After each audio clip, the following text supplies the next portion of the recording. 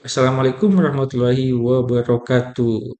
Terima kasih telah mengklik video ini. Banyak yang masih bingung dengan topik yang akan kita bahas kali ini. Tapi tenang, hari ini kita akan bahas langkah demi langkah supaya kamu benar-benar paham.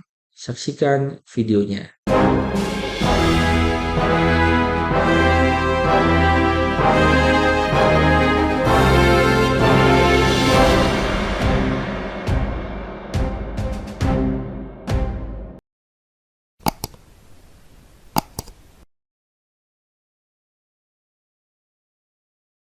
Materi kita kali ini dengan judul Memimpin Perubahan dan Inovasi pada mata kuliah Leadership and Management Practice oleh saya Alvin Arifin. Sebelum kita memulai materi, izinkan saya untuk memperkenalkan diri.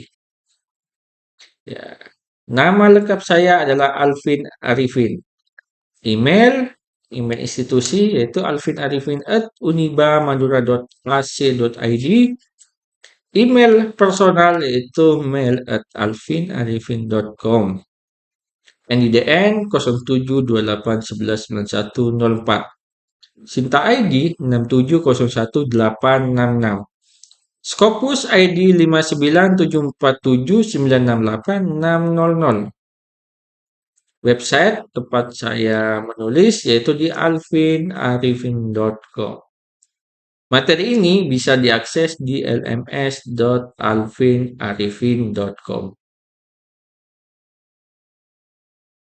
Kemampuan akhir yang diharapkan yang pertama, mahasiswa memahami peran kepemimpinan dalam mengelola perubahan organisasi. Yang kedua, mahasiswa mampu mengidentifikasi strategi memimpin perubahan secara efektif. Yang ketiga, mahasiswa dapat menjelaskan hubungan antara kepemimpinan, kreativitas, dan inovasi. Yang terakhir, mahasiswa mampu menganalisis faktor resistensi terhadap perubahan dan cara mengatasinya. Bahan kajian kita selama materi ini yang pertama adalah tipe perubahan dalam organisasi, yang kedua peran pemimpin dalam proses perubahan, yang ketiga strategi perubahan yang efektif, yang keempat kepemimpinan transformasional dan inovatif, yang kelima adalah resistensi terhadap perubahan dan cara mengelolanya. Nah, yang saya tanyakan pertama yaitu mengapa perubahan diperlukan? Kenapa sih perubahan itu diperlukan ya? Ya, alasan yang pertama karena lingkungan organisasi yang bersifat dinamis ya. Apa contohnya lingkungan organisasi yang bersifat dinamis? Yaitu ada teknologi, pasar, dan regulasi itu dinamis ya. Dinamis itu bisa berubah. Ya bisa berubah teknologi semakin lama semakin berkembang, semakin maju. Pasar juga sama, pasar itu bahkan bisa fluktuatif ya. Bisa berubah-ubah. Ya, kemudian ada regulasi atau aturan-aturan ya, bisa berubah. Kemudian yang kedua, perubahan adalah keniscayaan untuk mempertahankan relevansi dan daya saing. Ya, untuk mempertahankan relevansi dan daya saing ya perlu yang namanya perubahan karena lingkungan organisasi tadi yang bersifat dinamis tadi berubah-ubah. Makanya harus relevan dengan lingkungan yang terjadi yang ada saat ini. Ya. Kemudian yang ketiga, pemimpin berperan sebagai agen perubahan yang menginspirasi dan mengarahkan transisi. Jadi, tugas pemimpin yaitu menjadi agen perubahan yang memberikan inspirasi, mengedukasi, dan juga mengarahkan transisi, mengarahkan perubahan. Ya, mengarahkan perubahan di situ tugasnya pemimpin di sini. Kemudian jenis-jenis perubahan ya. Jenis-jenis perubahan yaitu ada perubahan inkremental di sini yaitu bertahap dan berfokus pada perbaikan proses ya. Ketika outputnya salah, bisa jadi ya prosesnya itu juga salah ya. Atau outputnya salah, bisa jadi ya karena prosesnya salah. Itu makanya perlu ada yang namanya perlu ada yang namanya feedback atau timbal balik ya. Untuk apa? Untuk mengevaluasi apakah yang salah itu emang dari outputnya salah atau prosesnya yang salah. Nah, makanya perlu adanya perubahan di situ. Kemudian ada perubahan transformasional yang menyentuh nilai, budaya, dan struktur organisasi secara menyeluruh ya. Harus bertransformasi, harus berubah ya. Ya harus berubah ya. Karena lingkungan yang dinamis tadi ya, tidak boleh tidak berubah. Tidak boleh kita stagnan ya pada situasi saat ini ya. Karena lingkungan yang dinamis tadi ya mau mengharuskan kita berubah. Kemudian yang ketiga ada perubahan reaktif versus proaktif ya. Apa bedanya reaktif dan proaktif? Reaktif yaitu respon terhadap tekanan ya. Bagaimana dia merespon adanya tekanan itu? Itu reaktif ya. Ketika ada tekanan diresponnya itu reaktif. Kalau proaktif itu inisiatif strategis sebelum krisis muncul. Jadi dia sudah memikirkan terlebih dahulu ya. Adanya inisiatif di situ. Sebelum ada krisis muncul, dia sudah antisipasi di awal ya. Itu yang proaktif. Berarti proaktif itu adalah mereka yang memiliki inisiatif. Itu proaktif. Kemudian peran pemimpin dalam perubahan yang pertama menyusun visi perubahan. Harus disusun visi perubahan. Ya, ya itu. Tak dikhawatirkan sewaktu-waktu terjadi perubahan. Kemudian membangun urgensi dan dukungan. Harus ada dukungan di situ ya. Ya saling mendukung lah. Ya, bawahan mendukung atasan, atasan mendukung bawahan ya. Karena pemimpin tidak bisa berdiri sendiri tanpa adanya dukungan dari bawahan. Dan bawahan tidak bisa melakukan inovasi tanpa dukungan dari pemimpinnya. Ya, kemudian yang ketiga memfasilitasi komunikasi terbuka. Ya, ketika ada masalah, muncul perubahan-perubahan, maka perlu adanya komunikasi. Komunikasi ya bisa komunikasi dua arah. Ya, ya. Untuk apa? Agar bisa diselesaikan secara bersama-sama, ya tidak diselesaikan oleh salah satu pihak saja. Kemudian mengelola resistensi. Apa resistensi itu? Itu hambatan-hambatan, ya, ya hambatan-hambatan itu resistensi atau penolakan-penolakan itu, ya hambatan atau bisa juga penolakan-penolakan itu resistensi. Ya, kemudian memberi teladan dan dukungan moral. Di sini. Ya, memberikan teladan. Pada materi sebelumnya dijelaskan bahwa seorang pemimpin itu harus etis ya, harus bersikap etis ya, harus bersikap wajar ya, sehingga pemimpin tersebut mampu memberikan teladan ya dan dukungan moral ya, seperti itu. Kemudian strategi memimpin perubahan dari model Kottar ini yang disederhanakan ya. Ya, ciptakan rasa urgensi ya. Ciptakan rasa urgensi. Ciptakan rasa yang sesuatu itu penting untuk dilakukan. Ya, ya. Jangan ditunda-tunda ketika ada masalah, jangan ditunda-tunda. Ciptakan rasa kalau itu penting untuk dilakukan. Ciptakan rasa urgensi. Kemudian bentuk koalisi pendukung ya. Ya, harus ada dukungan. Seorang pemimpin tidak bisa berjalan sendiri, perlu namanya dukungan. Makanya bentuk koalisi, kelompok ya, gabungan. Ya. Buat dan komunikasikan visi. Ya. Bentuk, buat, dan komunikasikan visi. Karena apa ya? Seorang pengikut tidak bisa menjalankan visi dari pemimpinnya kalau pengikutnya itu tidak paham akan visinya. Makanya jangan salahkan ketika misalnya organisasi itu berjalan tidak semestinya. Karena apa? Karena pengikutnya tidak memahami visi dari organisasi tersebut. Ya, makanya komunikasi, penting komunikasi ya, biar berjalannya beriringan, tidak berjalan masing-masing. Ya harus sejalan, ya harus sejalan, ya harus memiliki persepsi yang sama. Kemudian berdayakan aksi yang luas ya. Berdayakan aksi yang luas. Ciptakan lingkungan yang inovatif misalnya. Ya, kemudian ciptakan kemenangan jangka pendek. Maksudnya setiap apa yang dilakukan oleh bawahan ya, ya harus ada feedback, harus ada evaluasi. Ya, harus ada evaluasi. Dan apapun hasilnya harus ada feedbacknya. Kalau hasilnya bagus misalnya, maka perlu adanya apresiasi. Nah, yang dimaksud adalah apresiasi itu ya.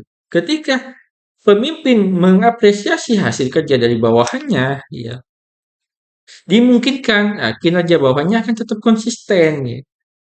Tetap konsisten karena apa? Karena diberikan apresiasi. Ya, kecenderungannya bisa konsisten pekerjaannya. Kemudian konsolidasikan perubahan, ya, konsolidasikan di situ. Ya, harus dipikirkan bersama ya, adanya perubahan itu biar bisa diselesaikan secara bersama-sama. Kemudian tanamkan dalam budaya. Kalau sudah menjadi budaya, ketika ada perubahan-perubahan sudah terbiasa, kan sudah menjadi budaya. Ya, budaya dalam menyelesaikan perubahan-perubahan itu, ya, sehingga tidak akan kaget lagi. Ya, karena sudah menjadi budaya di situ. Kemudian kepemimpinan dan inovasi, yaitu inovasi adalah penerapan ide baru yang berdampak positif. Ya, pemimpin mendorong inovasi melalui yang pertama iklim psikologis yang aman untuk berpendapat, tidak mencegah bawahan atau pengikut untuk berpendapat. Ya, menciptakan lingkungan yang sehat ya atau lingkungan yang demokratis ya di situ. Jadi bebas berpendapat ya, tanpa batasan ya. Tapi eh, untuk hal-hal yang wajar ya, yang berkaitan dengan organisasi. Kemudian penghargaan atas eksperimen dan pembelajaran ya, itu ketika misalnya feedbacknya bagus, hasil outputnya bagus, maka perlu ada yang namanya penghargaan ya. Ya, perlu yang namanya apresiasi atas kinerja itu perlu ya. Agar lebih bersemangat lagi, termotivasi itu bawahan untuk bereksperimen atau melakukan pembelajaran itu. Kemudian dukungan sumber daya dan waktu ya. Kita tidak bisa memberikan tugas kepada bawahan tanpa adanya dukungan sumber daya. Misalnya untuk agar karyawan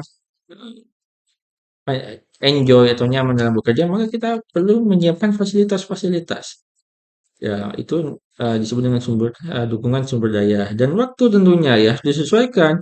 Ketika pekerjaannya kompleks atau sulit itu, maka diberikan waktu yang agak lowong misalnya. Ya. Kemudian karakteristik pemimpin yang inovatif yang pertama berpikir strategis dan visioner. Ya, berpikir yang strategis dan visioner, memiliki pandangan yang luas. Toleransi terhadap ambiguitas. Ambiguitas itu sesuatu yang tidak jelas, ya, yang ambigu, yang tidak jelas. Maka harus ada toleransi di situ.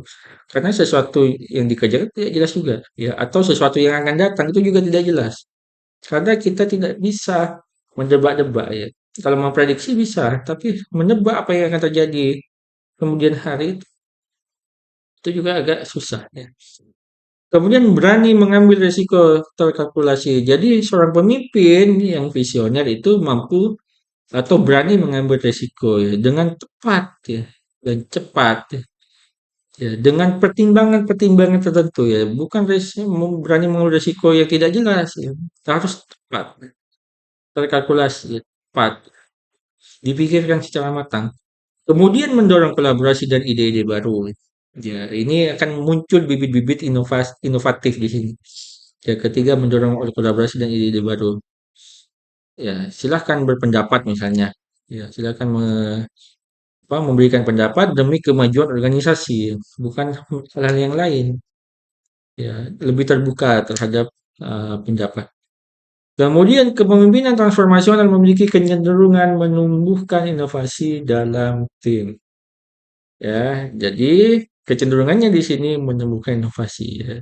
Semakin apa pemimpin itu menciptakan ruang terbuka, maka dimungkinkan ya para pengikut akan dapat berinovasi, ya. Akan menciptakan pengikut-pengikut yang inovatif di dalam tim. Kemudian mengelola resistensi terhadap perubahan. Resistensi itu hambatan atau penolakan ya, terhadap perubahan. Ya, penyebab resistensi di sini yang pertama ketakutan kehilangan kekuasaan atau posisi. Ah, ini yang ditakutkan. Ya, yang menjadi hambatan ya, atau penolakan. Dia tidak mau berubah karena ketakutan terhadap kehilangan apa yang dia miliki saat ini. Yang kedua, ketidakpastian masa depan. Ya, takut duluan ya. Ya, karena masa depan itu emang misteri ya. Kita tidak tahu apa yang akan terjadi di masa depan. Emang misteri dan emang tidak pasti karena kita tidak ada yang tahu. Ya, kemudian kurangnya kepercayaan pada pemimpin. Ya, tak percaya kepada pemimpinnya. Ya, nah itu yang ribet. Padahal pemimpin itu sebagai nahkoda ya harus diberikan trust ya, kepercayaan di situ. Ya. Kemudian kegagalan masa lalu, traumatik di sini ya, ada traumatiknya karena kegagalan masa lalu sehingga orang menolak itu, menolak perubahan. Kemudian strategi mengatasinya, yang pertama komunikasi terbuka, ada dialog di situ. Ada komunikasi, kemudian ada partisipasi dalam proses ya. Jadi diberikan partisipasi, jadi pengikut itu dilibatkan, ya, dilibatkan dalam setiap proses sehingga dampaknya akan dirasakan bersama, ya. Bukan hanya pemimpinnya, tapi juga dirasakan bersama. Kemudian ada pelatihan dan pendampingan. Ketika kita mengalami masalah misalnya atau ketidakmampuan misalnya, maka perlu adanya pelatihan ya, belajar kembali misalnya dan pendampingan. Ya, kita belajar ya. Tidak ada salahnya terus belajar ya. Kemudian ada penguatan budaya adaptif ya. Ya, jadi dikuatkan di budayanya, dikuatkan di kebiasaan-kebiasaannya ya, agar mampu beradaptasi dengan lingkungan yang dinamis tadi ya. Agar mampu ya beradaptasi dengan lingkungan yang baru ya, yang dinamis tadi. Ya. Kesimpulannya di sini yang pertama perubahan adalah bagian integral dari kehidupan organisasi yang modern. Ya, ya pasti di organisasi modern itu pasti ada perubahan-perubahan di situ. Kemudian kepemimpinan memainkan peran penting dalam menciptakan visi dan memandu perubahan. Yang ketiga, pemimpin efektif menciptakan iklim yang mendukung inovasi dan pembelajaran. Ya, jadi seorang pemimpin mampu menciptakan pengikut-pengikut atau bawahan-bawahan yang inovatif di sini. Karena diberikan kebebasan, diberikan ruang yang seluas-luasnya. Kemudian kemampuan mengelola resistensi adalah kunci keberhasilan transformasi. Ya. Mengelola penolakan atau hambatan-hambatan tadi ya, agar mampu bertransformasi ya, agar mampu berubah. Nah, referensi yang digunakan ada tiga referensi utama ya. Boleh nanti ditambah kalian untuk lebih paham ditambah dengan referensi yang lain misalnya. Yang pertama ada dari Yukel dan Gardner yang dengan judul bukunya Leadership in Organization edisi ke-9 ya, dari Person 2020. Ada Northouse dengan bukunya berjudul Leadership Theory and Practice edisi ke-7 yang diterbitkan oleh Sage Publications tahun 2016. Dan yang ketiga ada Harrison dengan judul bukunya Leadership Theory and Research, A Critical Approach to New and Exciting Paradigms dari Palgrave Macmillan di sini. Ya, dan ini bentuknya e-book ya, bisa diakses dengan gampang dengan mudah buku ini, e-book ini. Oke, sebelum diakhiri, Izinkan saya mendeskripsikan diri saya. I am a permanent lecturer, the Department of Management, Faculty of Economics and Business, University of Bahodin Mutahari, Madura. My expertise is in human resource management with a primary interest in competency development, work motivation, and organizational behavior. As an educator, I strive to bridge theory with real world practice, helping students understand human resource management in both comprehensive and particular ways. Oke, sekian video kali ini. Jangan lupa like, share, dan subscribe ya, dan juga komen-komen di bawah. Oke, kita berjumpa lagi di video-video selanjutnya. Bye bye.